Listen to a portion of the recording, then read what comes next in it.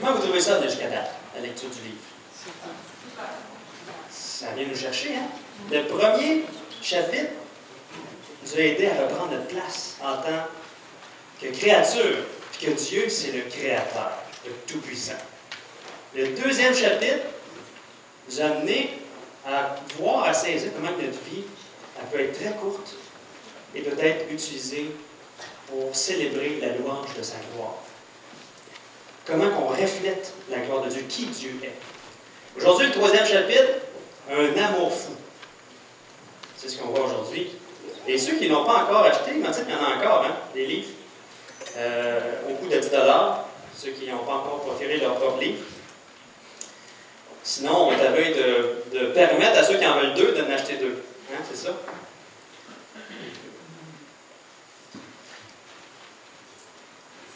Avez-vous déjà eu un ami qui était votre ami pour lui? Ça l'arrangeait d'être avec vous. Ça l'arrangeait, vous étiez un peu comme son accessoire. Tout ce que vous aviez qui pouvait être bon pour lui, il vous le prenait.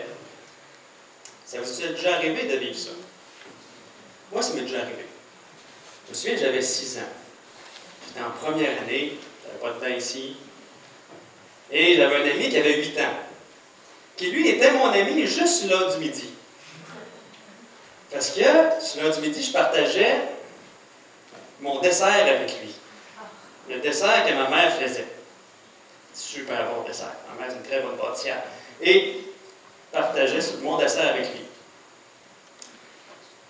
Tout le reste du temps, c'était pas mon ami. Il se tenait avec ses amis à lui. Puis même des fois, il n'était pas gentil avec moi. Mais sur l'heure du midi, il était gentil avec moi parce qu'il voulait la moitié de mon dessert. C'est triste, hein? Faire ça à un enfant de 6 ans. À moi. C'est triste. Mais Jésus a vécu ça aussi. Jésus l'a vécu. Une fois, Jésus a nourri une foule de 5000 hommes. On ne comptait pas les femmes et les enfants.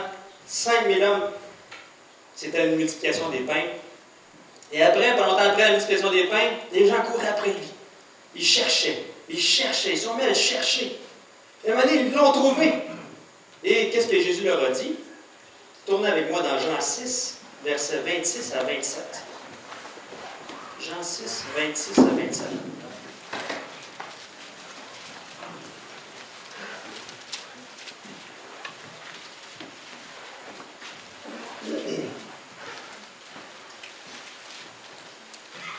Jean 6, 26 à 27.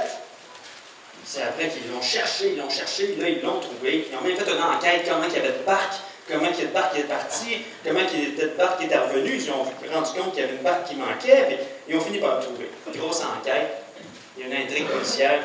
Et là, qu'est-ce que Jésus leur dit? Jésus leur répondit, en vérité, je vous le dis, vous me cherchez non parce que vous avez vu des miracles, mais parce que vous avez mangé des pains et que vous avez été rassasiés. Travaillez non pour la nourriture qui périt, mais pour celle qui subsiste, pour la vie éternelle, et que le Fils de l'homme vous donnera, car c'est lui que le Père, que Dieu lui-même a marqué de son sceau. Donc les gens venaient juste de voir la multiplication des pains, ils venaient juste de goûter au pain qui venait juste multiplier. Et eux ne discernaient pas au travers de ce miracle-là l'intervention de Dieu qui voulait montrer une grande chose aux gens qui étaient là. Eux ne discernaient pas que Dieu voulait montrer que Jésus est le pain de vie, que lui nourrit, que lui va nourrir l'humanité en se donnant lui-même comme pain de vie. Ils ne voulaient pas suivre Jésus pour qui il est, la démonstration de l'amour de Dieu pour l'humanité. Mais ils voulaient suivre Jésus parce qu'ils ont été rassasiés physiquement. Et Jésus leur dit, courez pas après de la nourriture physique, courez après moi. C'est moi la nourriture éternelle. C'est moi qui ai été envoyé pour me donner à vous, pour que vous ayez la vie éternelle. Courez après moi. C'est pire qu'un simple gâteau partagé, hein? Les gens étaient avec Jésus, le Dieu incarné, et ne discernait pas du tout qui il était. Il voulait juste recevoir des choses de lui.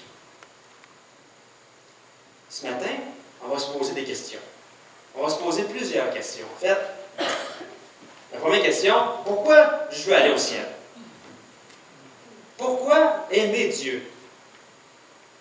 Pourquoi prier, lire la Bible et conformer ma vie à celle de Dieu? Et la réponse à ces questions-là va démontrer pour quelle raison est-ce que je suis en train de suivre Jésus. C'est bon? Il va y avoir d'autres questions aussi, là, mais ça, c'est les principales. Donc, pourquoi je vais aller au ciel?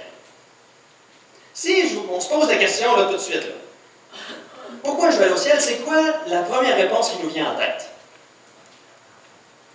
Est-ce que c'est parce que je ne veux pas aller en enfer? C'est vrai qu'il y a beaucoup de personnes parmi nous que c'est la peur de l'enfer qui les a amenés à se poser des questions sur Dieu.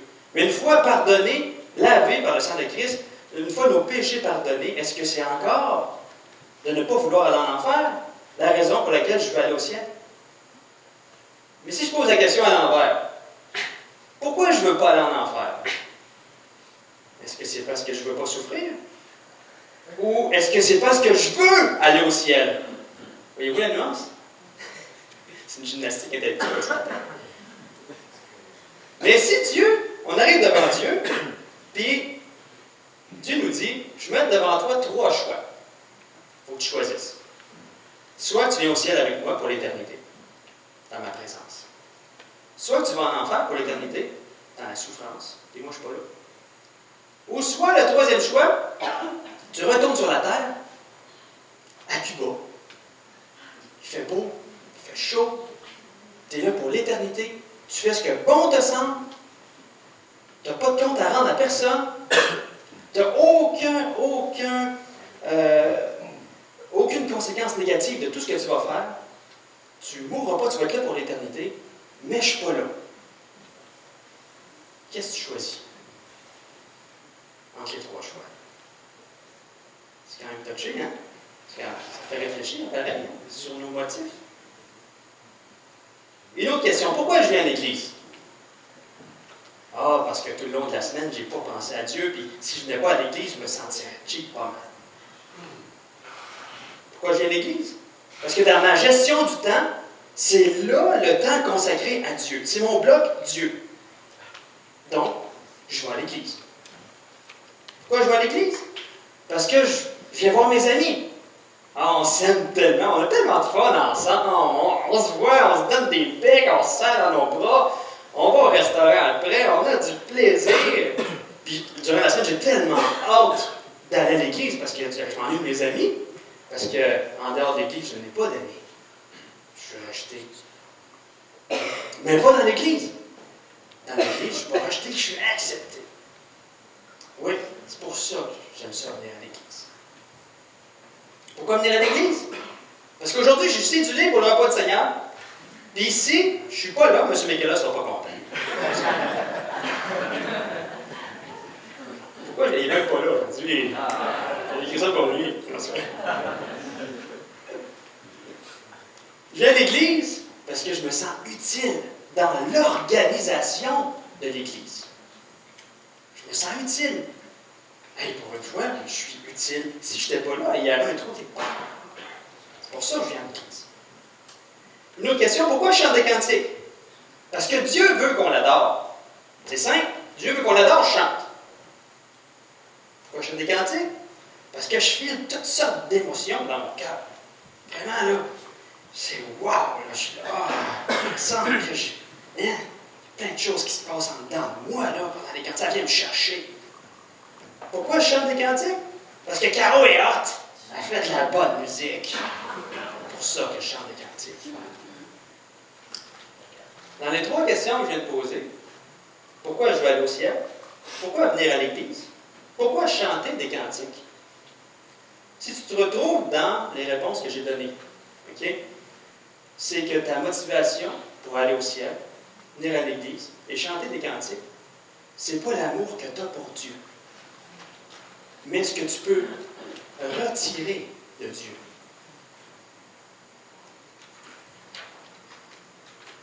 Donc, si tu te retrouves là, c'est que tu ressembles un peu aux personnes qui cherchaient Jésus parce qu'ils voulaient manger, pas pour qui il est.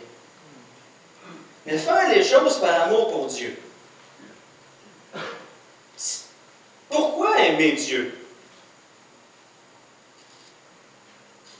Pourquoi aimer Dieu?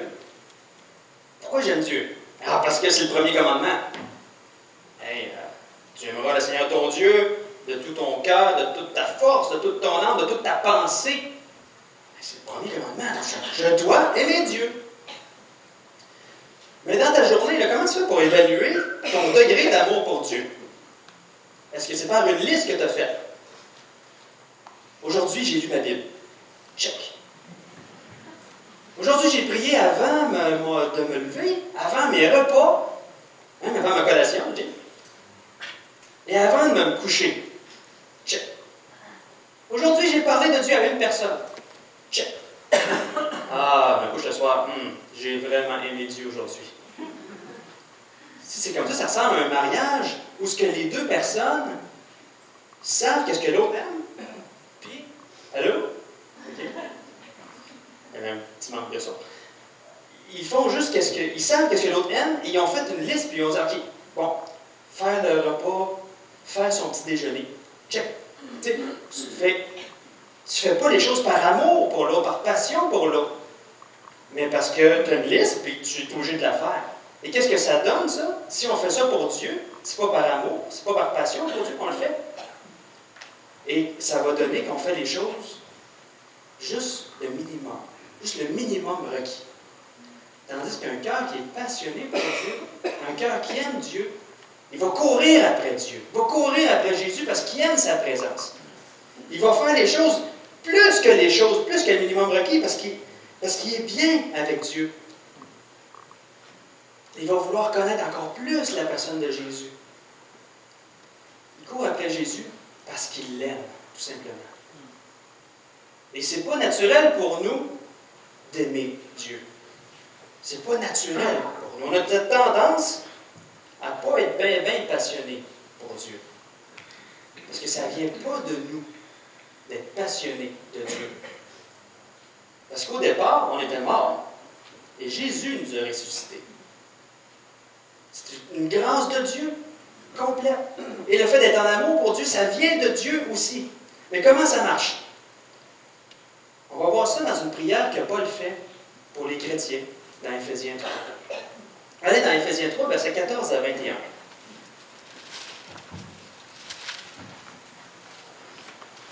Comment ça marche? C'est quoi la mécanique de l'amour qui est insufflé en nous?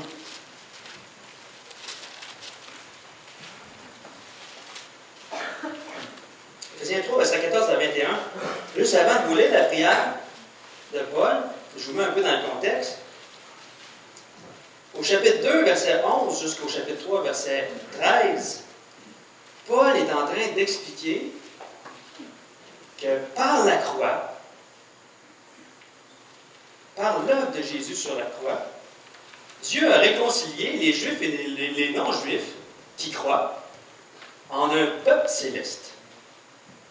Okay? Dieu a fait tomber le mur de séparation entre les Juifs et les non-Juifs. Et ceux qui croient, il les sauve. Et les joint à un peuple céleste ensemble.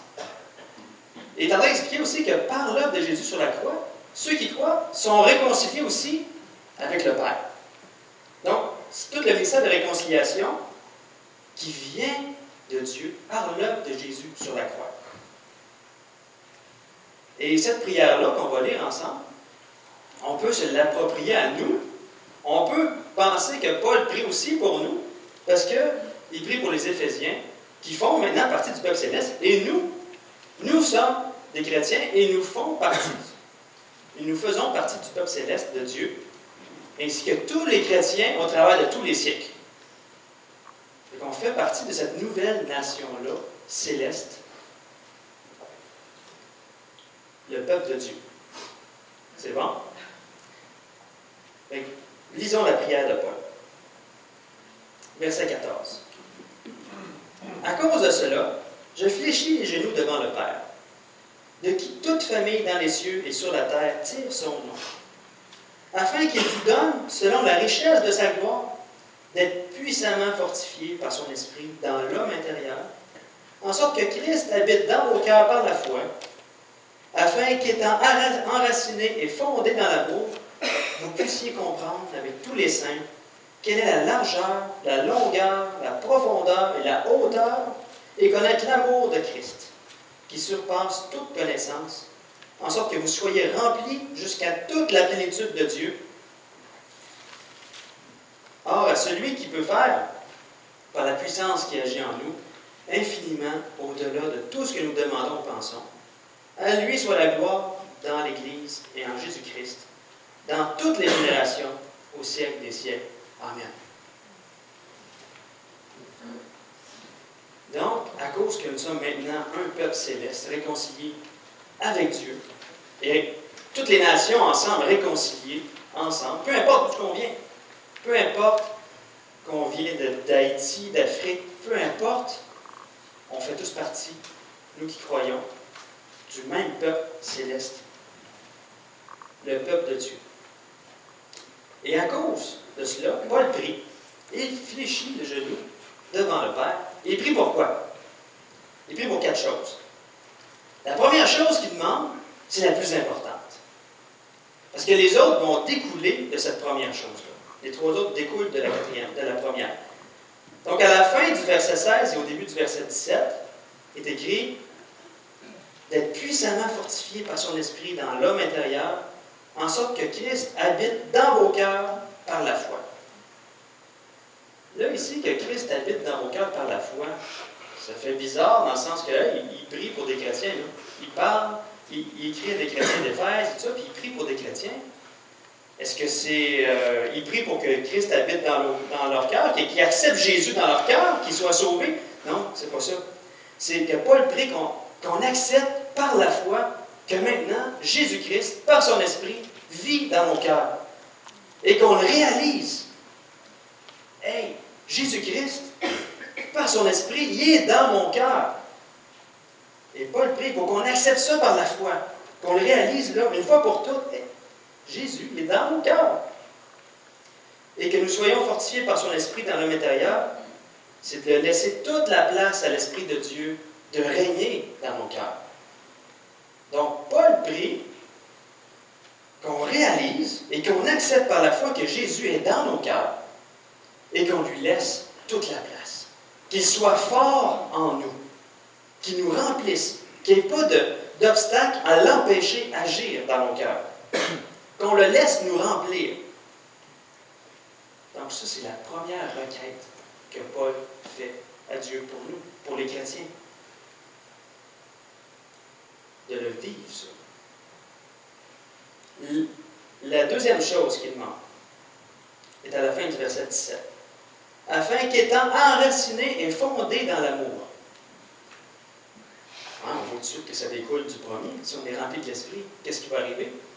Ça fait partie du fruit de l'esprit, l'amour. On va être enraciné et fondé dans l'amour. Parce que celui qui est en nous, la patrie qui est en nous, on puise nos énergies en lui. Et lui, c'est l'amour. Dieu est amour. Donc, on est enraciné dans l'amour. Ici, c'est une petite illustration botanique, puis une petite illustration de construction. Enraciné et fondé, on est bâti sur l'amour. Et dans le contexte ici, dans l'amour qui est dit ici en ce moment, ça se reporte vraiment entre les Juifs et les non-Juifs, qui n'avaient pas d'amour. Et cet amour impossible-là, qui est arrivé par l'œuvre de Jésus, c'est le fruit de l'Esprit de Dieu dans les croyants de différents, des Juifs et des non-Juifs. Et c'est un amour impossible qui est possible seulement à cause que Christ habite en nous et de le laisser agir en nous. Donc, c'est l'Esprit de Dieu qui nous unit tous ensemble. Et c'est Christ qui est amour en nous, qui fait qu'on s'aime les uns les autres. Donc, Paul prie pour ça. C'était la deuxième requête. La troisième requête, versets 18 et 19, ressemble beaucoup à la première. À la deuxième, excusez. concernant l'amour. Que l'on puisse comprendre avec tous les saints quelle est la largeur, la longueur, la profondeur et la hauteur, et connaître l'amour de Christ qui surpasse toute connaissance. Ça va ensemble parce que c'est à l'amour qu'on a les uns pour les autres qu'on va comprendre l'amour que Dieu a pour chacun de nous aussi. Et on ne le comprendra pas tout de suite, pas au complet, parce qu'on sait qu'on va passer l'éternité avec Dieu. Et pendant toute l'éternité, on va découvrir cet amour infini-là. Et John Stott, dans son commentaire, dit, concernant les dimensions, la largeur, la longueur, la profondeur et la hauteur de l'amour de Dieu, l'amour de Christ, il dit, il me paraît légitime de donner un sens à ces dimensions. L'amour de Christ est assez large pour embrasser toute l'humanité, assez long pour durer éternellement, assez profond pour atteindre le pécheur le plus vil, et assez haut pour élever jusqu'au ciel. Assez haut pour l'élever jusqu'au ciel. Donc ça, c'est la grandeur, la dimension de l'amour de Dieu pour nous. Et Paul prie pour qu'on découvre cet amour-là, encore plus. La quatrième requête, au verset 19, en sorte que vous soyez remplis jusqu'à toute la plénitude de Dieu. Et ça, c'est le produit final d'où ce que le Seigneur veut nous amener. Le produit final de la sanctification. Ça, c'est le tendre vers la perfection. Être rempli de la plénitude de Dieu, de qui Dieu est. Soyez donc parfaits comme votre Père céleste est parfait. Ça, c'est le produit final de où Dieu veut nous amener. Et Paul prie pour que le Seigneur nous amène là où Dieu veut qu'on soit. Et Jésus, dans Jean 17, verset 26, il prie le Père en disant que l'amour dont tu m'as aimé soit en eux et que moi, je sois en eux. Donc, c'est le but de notre croissance spirituelle, être rempli des perfections de Dieu, de la plénitude de Dieu, de l'amour de Dieu, que notre relation avec Dieu soit au summum. Mais dans tout ça, Paul demande des grandes choses à Dieu. C'est des grosses affaires. Paul il demande pareil à Dieu. Pourquoi? Parce qu'il sait qu'il n'y a rien de trop grand pour Dieu. Versets 20 et 21. Or, à celui qui peut faire, par la puissance qui agit en nous, c'est lui qui le fait en nous. Infiniment au-delà de tout ce que nous demandons ou pensons. Donc, ce que Paul prie, il sait que Dieu va faire encore plus que ça. À lui soit la gloire dans l'Église et en Jésus-Christ, dans toutes les générations, au siècle des siècles. Amen. Donc, pour résumer l'enseignement de Paul ici, c'est que pour avoir un cœur passionné pour Dieu, pour vivre en amour fou avec Dieu, le seul moyen d'y arriver, c'est d'être conscient que Jésus maintenant habite en nous. De vivre par la foi, de l'accepter par la foi et de le laisser régner en nous. Parce qu'on sait que le Père, le Fils et le Saint-Esprit vivent dans une relation vraiment étroite. Les trois ensemble, ils vivent l'amour. Et Jésus vit en nous par son esprit. Jésus, qui est en amour fou avec le Père, vit en nous par son esprit. Donc, il ne peut pas faire autrement que nous amener à être en amour fou avec Dieu. Parce qu'il vit en nous. Et ça vient de lui, cet amour-là. Et donc, le seul moyen d'être passionné pour Dieu, d'avoir un cœur passionné pour Dieu, c'est de laisser toute la place au Saint-Esprit d'agir dans notre cœur. De le laisser être fort dans notre cœur. De lui donner la permission de prendre toute la place. Vous voyez l'union qu'il y a? Le Père, le Fils, le Saint-Esprit, ils s'aiment. Et vu que Jésus est en nous, on ne peut pas faire autrement que de l'aimer, si on le laisse agir. Et c'est là qu'on va avoir hâte de passer du temps dans la prière avec Dieu. C'est là qu'on va se délecter de la parole de Dieu. Parce que Jésus aime la parole de Dieu. C'est là qu'on va aimer le Seigneur de tout notre cœur, de toute notre force, de toute notre pensée. c'est en laissant la place à Christ dans notre vie. Le laisser faire le ménage. C'est là qu'on va suivre Jésus, non pour ce qu'il nous apporte, mais pour qui il est. C'est là qu'on va vouloir aller au ciel parce que Dieu est là. Pas parce qu'il fait beau, parce qu'il fait chaud, parce qu'il y a de l'or partout. On peut avoir ces choses-là sur terre. Mais au ciel, Dieu est là. Et c'est de vivre dans la parfaite conscience que Jésus vit en nous et de l'accepter par la foi. Mais concrètement, comment être rempli de l'Esprit? Comment ça se fait d'être rempli de l'Esprit? Je voudrais bien, mais c'est de ne pas être rempli par autre chose. Dans Éphésiens 5, 18 est écrit « Ne vous enivrez pas de vin, c'est de la débauche. Soyez au contraire remplis de l'Esprit. » Que ce soit la débauche, que ce soit toutes sortes d'autres convoitises, que ce soit toutes sortes d'autres péchés, ne soyons pas remplis de ces péchés-là. C'est de cette façon-là qu'on peut être rempli de l'Esprit. C'est juste de ne pas être rempli d'autre chose. Il faut juste se poser la question, est-ce qu'il y a un péché dans ma vie qui m'empêche d'être rempli de l'Esprit? Est-ce qu'il y a quelque chose dans ma vie qui empêche Dieu d'agir, qui l'empêche d'être grand puis fort dans mon cœur, parce qu'il est squeezé quelque part? Là. Non, je ne peux pas bouger, là. Il y a ça, il y a ça. Hop, il y a ça qui pousse aussi, là. Il y a ça, là. Je ne peux pas agir, moi, là. Mais est-ce qu'il y a quelque chose dans ma vie que je retiens, que je garde, que je ne laisse pas Dieu ôter? Parce que c'est pas normal, quand on pose la question, comment va ta relation avec Dieu? Oh, mais Jésus est en toi. Comment? Qu'est-ce qui l'empêche, lui, de te transmettre cet amour fou qu'il a pour le Père? Mais il y a quelque chose, là. Est-ce que j'ai un péché en tête, là? Si oui, je suis prêt, là, en ce moment même, de dire à Dieu, enlève ça de ma vie. Je te donne la permission aujourd'hui d'enlever ça de ma vie parce que je veux vivre un amour fou pour toi. Je veux que toi, comme Francis Chan a dit dans son livre, je veux que toi, tu sois mon plus grand bien. Que ma vie soit centrée sur toi. Et on pourrait dire, par exemple, mais là, que Dieu, c'est mon plus grand bien, c'est pour moi. Ouais. Parce que Dieu veut être notre plus grand bien.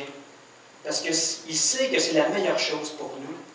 Et quand lui, il est notre plus grand bien, ça le glorifie. Donc, à la fin, c'est pour lui.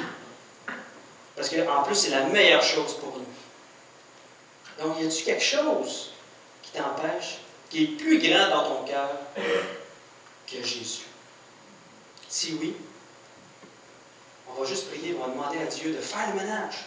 On va juste demander à Dieu, sincèrement, ce péché-là, enlève ça de ma vie. C'est bon? On prie.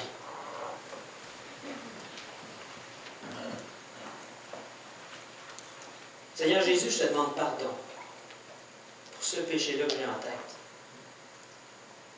Seigneur, ça fait peut-être des années, des mois, des semaines, peu importe, que je lutte avec ce péché-là. Je te demande pardon parce que je lutte par mes propres forces.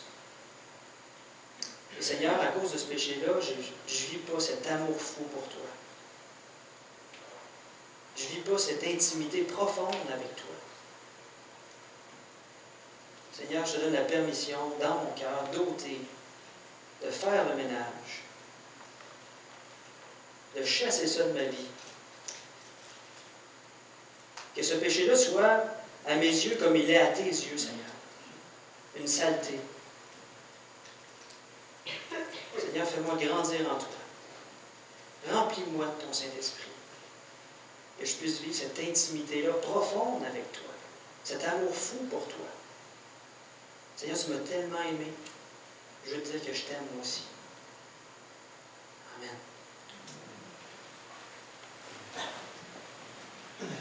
Que le Seigneur nous remplit. Il devient notre plus grand bien. On est en amour fou. et on le suit pour qui il est, et non pour les choses que je retire. Pendant que l'équipe de célébration va s'installer, je vais vous lire un passage dans Éphésiens 6, versets 23 et 24, les deux derniers versets d'Éphésiens, qui dit que la paix et l'amour, avec la foi, soient donnés aux frères de la part de Dieu, le Père et du Seigneur Jésus-Christ. Que la grâce soit avec tous ceux qui aiment notre Seigneur Jésus-Christ d'un amour inaltérable. Est-ce qu'on aime Jésus pour qui il est, de cet amour inaltérable-là? Si jamais, durant la semaine, il y a des péchés qui vous viennent en tête, oh, Seigneur, fais le ménage. Je veux vivre. Je veux vivre cet amour-là pour